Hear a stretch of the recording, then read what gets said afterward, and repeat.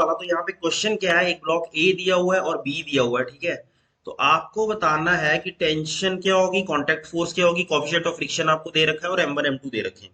देखो पहले तो यहाँ पे mg sin थीटा लग रहा है, जिसकी वैल्यू निकालो। मास कितना है 44 into g, sine 30 is half. तो बच्चे कमाल की बात हो गई, 20 न्यूटन यहाँ लग रहा है, 20 न्यूटन यहाँ लग रहा है। तो सिस्टम मूव करेगा? System will not move, system will not move.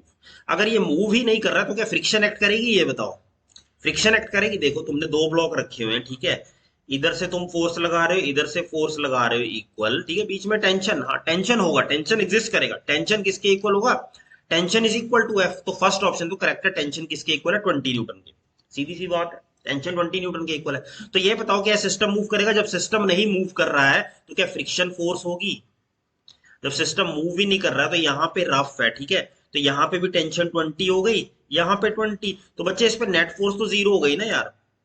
तो नेट फोर्स जीरो हो गई तो फ्रिक्शन तो एग्जिस्ट करेगी नहीं। और वो बात कर रहा है कांटेक्ट फोर्स की। कांटेक्ट फोर्स क्या होती है?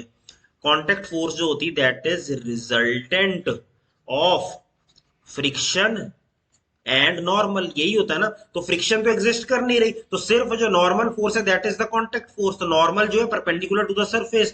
तो यहां बोल रहा है contact force is normal to inclined surface. सही है, करेक्ट है। और नॉर्मल की वैल्यू क्या है बच्चे? M g cos theta.